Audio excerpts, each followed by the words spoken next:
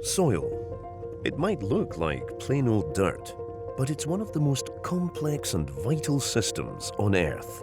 So, what is soil? It's a living mix of broken down rocks, water, air, and organic matter, like fallen leaves, microbes, and tiny organisms.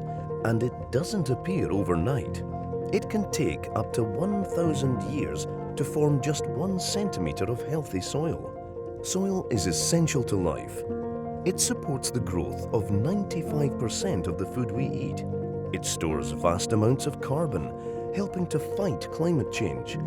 It filters our water, protects against flooding, and supports incredible biodiversity, from earthworms, bugs, fungi, and a huge variety of single-celled organisms, all playing a role in keeping ecosystems healthy and balanced. But today, our soils are in crisis. They're being eroded, compacted, starved, and stripped of organic matter. What's causing the damage?